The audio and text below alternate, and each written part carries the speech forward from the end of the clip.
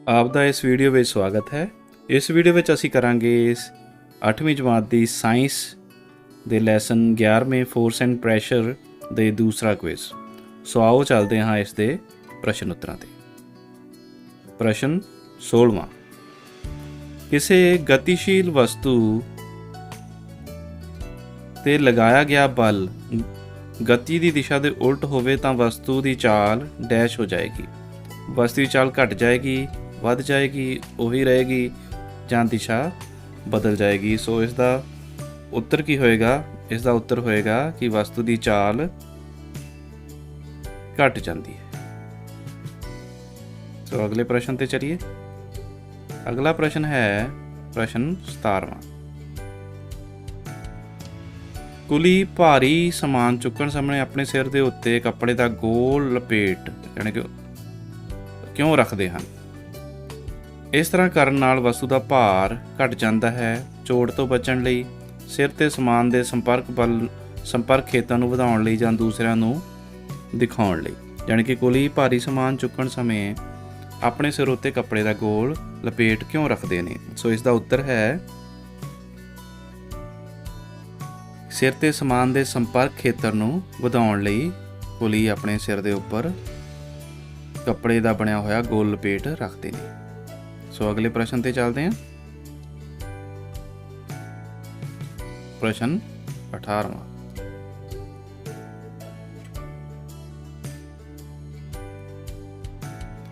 पानी दे भरे गिलास उत्ते रखे कार्ड नूं दबाउंदे होए उल्टा करन ते हत्थ हटाउण उपरंत भी कार्ड हेठां नहीं डिगदा। क्यों? पानी दे भरे गिलास उत्ते रखे कार्ड नूं दबाउण उत्ते उल्टा करन ते हत्थ हटाउण उपरंत भी कार्ड हेठां नहीं डिगदा। क्यों नहीं डिगदा? सो ऑप्शनस ने इसदियां कि गिलास कार्ड नूं खिंच के रखता है, पानी कार्ड नूं खिंच के रखता है, गिलास अते पानी दोवें कार्ड नूं खिंच के रखते हैं, कार्ड की सतह उत्ते लग रहा वायुमंडली दाब उस नूं डिगण नहीं दिंदा। सो इसका उत्तर होएगा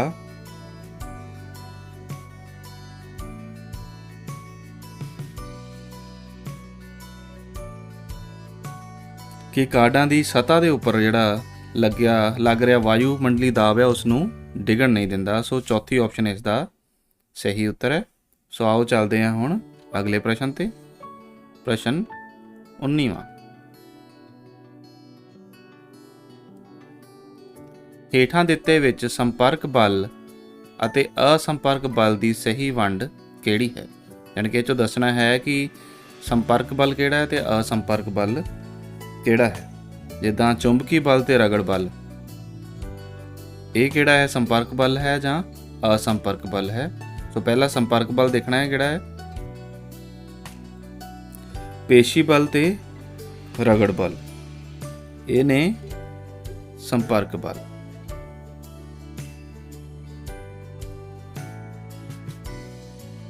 ये संपर्क बल है। उस तो इलावा चुंबकी बल, गुरुत्वाकर्षण बल, ये असंपर्क बल है।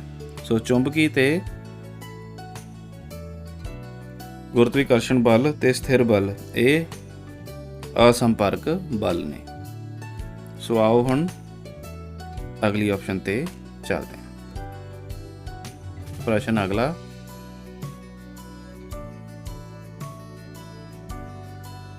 विराम अवस्था विच पई वस्तु की चाल की होएगी?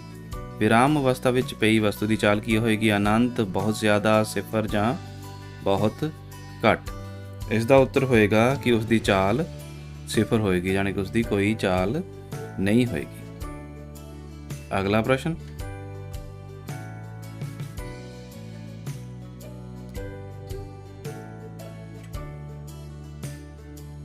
चुंबकी बल डैश है, यानी कि मैग्नेटिक फोर्सेस डैश।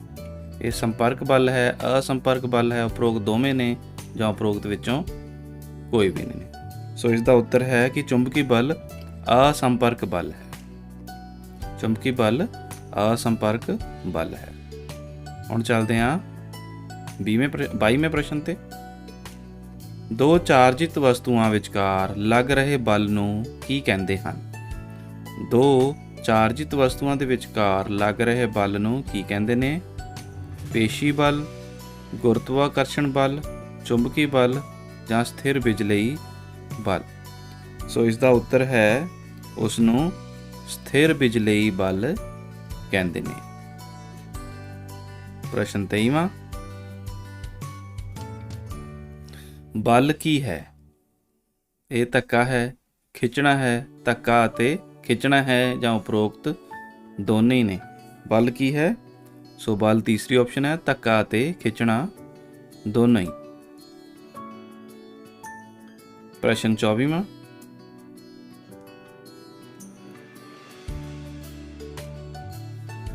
ਰੁੱਖ ਤੇ ਲੱਗੇ ਪੱਤੇ ਜਾਂ ਫਲ ਕਿਹੜੇ ਬਲ ਕਾਰਨ ਹੇਠਾਂ ਡਿੱਗਦੇ ਹਨ? ਚੁੰਬਕੀ ਬਲ ਕਾਰਨ, ਗੁਰਤਾ ਬਲ ਕਾਰਨ, ਸਥਿਰ ਬਿਜਲੀ ਬਲ ਕਾਰਨ ਜਾਂ ਪੇਸ਼ੀ ਬਲ ਕਾਰਨ। ਸੋ ਰੁੱਖ ਤੇ ਲੱਗੇ ਪੱਤੇ, ਫਲ ਕਿਹੜੇ ਬਲ ਕਾਰਨ ਹੇਠਾਂ ਡਿੱਗਦੇ ਨੇ?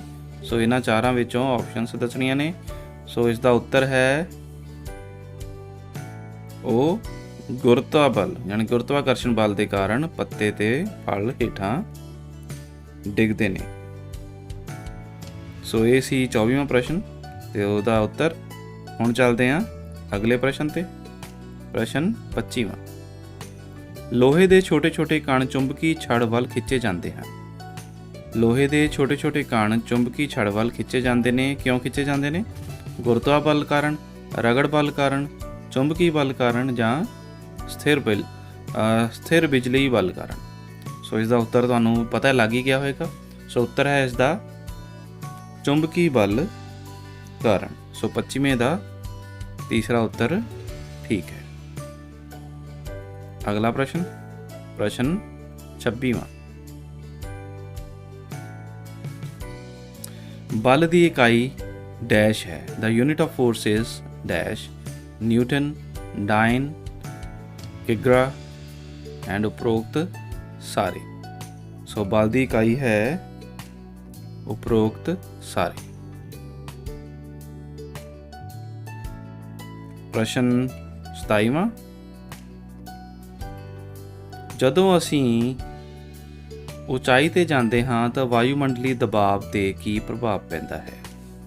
ਜਦੋਂ ਅਸੀਂ ਉਚਾਈ ਤੇ ਜਾਂਦੇ ਹਾਂ ਤੇ ਵਾਯੂਮੰਡਲੀ ਦਬਾਅ ਤੇ ਕੀ ਪ੍ਰਭਾਵ ਪੈਂਦਾ ਹੈ? ਵੱਧ ਜਾਂਦਾ ਹੈ, ਘਟ ਜਾਂਦਾ ਹੈ, ਇੱਕੋ ਜਿਹਾ ਰਹਿੰਦਾ ਹੈ ਜਾਂ ਇਹਨਾਂ ਵਿੱਚੋਂ ਕੋਈ ਨਹੀਂ। ਸੋ ਵਾਯੂਮੰਡਲੀ ਦਬਾਅ ਤੇ ਕੀ ਪ੍ਰਭਾਵ ਪੈਂਦਾ ਹੈ ਇਹ ਦੱਸਣਾ ਹੈ ਇਹਦੇ ਵਿੱਚ।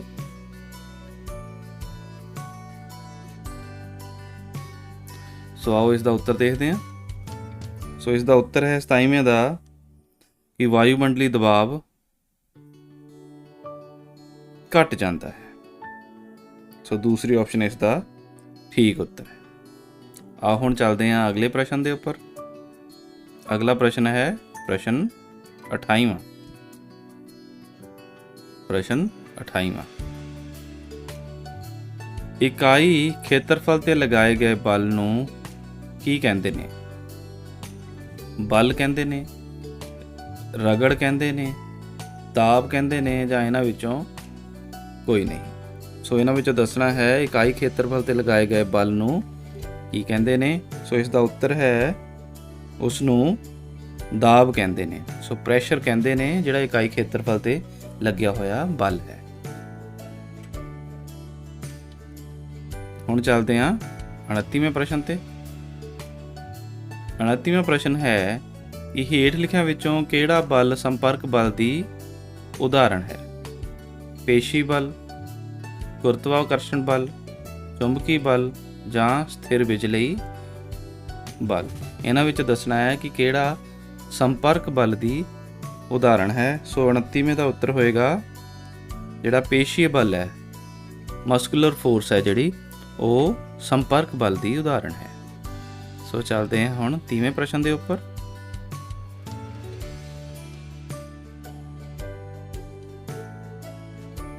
ਕਿਸੇ ਗਤੀਸ਼ੀਲ ਵਸਤੂ ਤੇ ਲਗਾਇਆ ਬਲ ਜੇਕਰ ਗਤੀ ਦੀ ਦਿਸ਼ਾ ਵਿੱਚ ਹੋਵੇ ਤਾਂ ਵਸਤੂ ਦੀ ਚਾਲ ਡੈਸ਼ ਹੋ ਜਾਂਦੀ ਹੈ। ਕਿਸੇ ਗਤੀਸ਼ੀਲ ਵਸਤੂ ਤੇ ਲਗਾਇਆ ਬਲ ਜੇਕਰ ਗਤੀ ਦੀ ਦਿਸ਼ਾ ਵਿੱਚ ਹੋਵੇ ਤਾਂ ਵਸਤੂ ਦੀ ਚਾਲ ਘਟ ਜਾਂਦੀ ਹੈ, ਵੱਧ ਜਾਂਦੀ ਹੈ, ਉਹੀ ਰਹਿੰਦੀ ਹੈ ਜਾਂ ਵਸਤੂ ਦੀ ਦਿਸ਼ਾ ਬਦਲ ਜਾਂਦੀ ਹੈ। ਸੋ ਇਸ ਦਾ ਉੱਤਰ ਹੋਏਗਾ ਕਿ ਵਸਤੂ ਦੀ ਚਾਲ ਵੱਧ ਜਾਂਦੀ ਹੈ। ਭਾਵ ਕਿ ਜਿੱਧਰ ਨੂੰ ਕੋਈ ਵਸਤੂ ਜਾ ਰਹੀ ਹੋਵੇ, ਜੇ ਉਸੇ ਦਿਸ਼ਾ ਵਿੱਚ ਬਲ ਲਗਾਇਆ ਜਾਵੇ ਤੇ ਵਸਤੂ ਦੀ ਚਾਲ ਵੱਧ ਜਾਏਗੀ। ਸੋ ਬੱਚਿਓ, ਇਹ ਸੀ ਸਾਇੰਸ ਦੇ 11ਵੇਂ ਪਾਠ ਬਲ ਅਤੇ ਦਾਬ ਦੇ ਦੂਸਰੇ ਕੁਇਜ਼ ਦਾ ਹੱਲ।